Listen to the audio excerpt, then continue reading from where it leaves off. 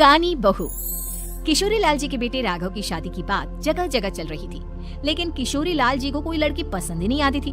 और उसकी एक ही वजह थी, किशोरी लाल जी का लालची होना। उनको लड़की वालों से मोटा दहेज चाहिए था और इसी चक्कर में एक दिन वो एक बहुत पैसे वाले के घर अपने बेटे का रिश्ता लेकर पहुंचे। उस आदमी का नाम था ओम प्रकाश। देखिए किशोरी लाल जी, मेरी एक ही बेटी है और मेरी सारी संपत्ति जायदाद सब कुछ मेरी बेटी नैना का ही है। पापा, नाम से लगता है बहुत खूबसूरत होगी।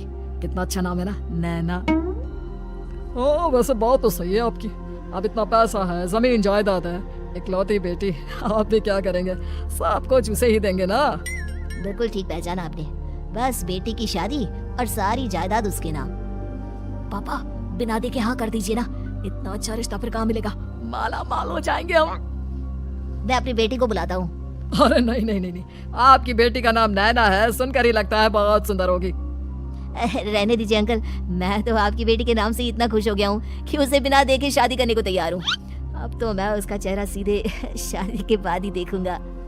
और इस तरह राघव नैना का चेहरा नहीं देखता और उससे शादी कर लेता है। शादी के बाद अपनी सुहाग रात पर जब राघव नैना का घूंघट उठाकर देखता है तो नैना की आंखें बंद थी।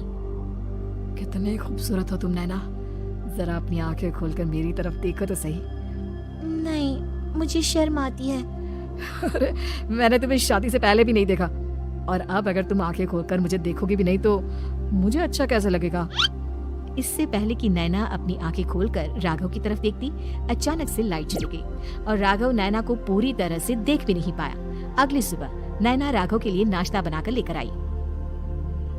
अरे ये क्या, आधा पराठा सेका हुआ है और आधा बिल्कुल कच्चा। ये तुमने क्या किया नैना? बहू, तुमने क्या आधा पराठा तवे से नीचे लटका कर रखा था जो आधा सिका है और आधा कच्चा? मुझे जितना दिखेगा उतना ही तो सीखूंगी ना पापा जी। जहाँ जहाँ मुझे नजर आ रहा था वहाँ मैंने सीख लिया, और जहाँ जहाँ नहीं दिखा वहाँ कच्चा रह गया होगा। इसका क्या मतलब है? ये कैसा मजाक कर रही है तुम?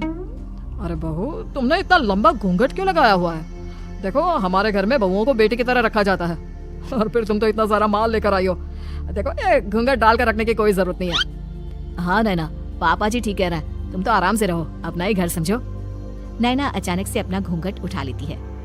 अरे ये क्या पापा, नैना की तो एक आंख फूटी हुई है। नाम से नैना, लेकिन ये तो कानी बहू निकली। मेरे साथ धोखा हुआ है, धोखा। बिना दिखाए अपनी कानी लड़की मेरे संग ब्याह दी। मुझे कानी भी नहीं चाहिए।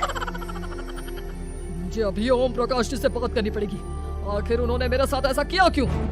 अरे, आप लोगों ने ही तो पापा से कहा था कि आप लोग शादी से पहले मुझे देखना नहीं चाहते।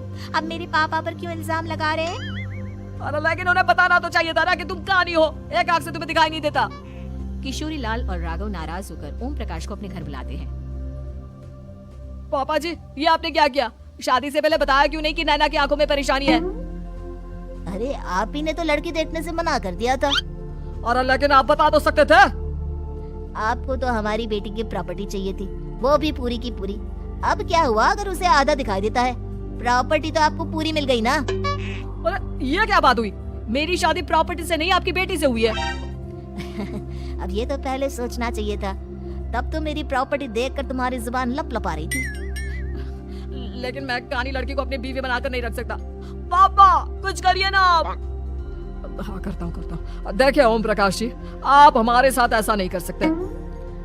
और तुम देखो, अगर तुमने मेरी बेटी से शादी तोड़ी ना, तो जो भी प्रॉपर्टी मैंने तुम्हें दी है वो तो पूरी की पूरी वापस ले ही लूंगा, और आधी प्रॉपर्टी तुम्हारी भी लूंगा। अरे, मेरी आधी प्रॉपर्टी भला क्यों लेंगे आप? इसलिए क्योंकि मेरी बेटी को आधा नजर आता है और उसकी नजर अभी तक तुम्हारी आधी जायदाद पर ही पड़ी है। अब तुम उसे घर से निकालोगे तो कुछ तो लेकर जाएगी ना।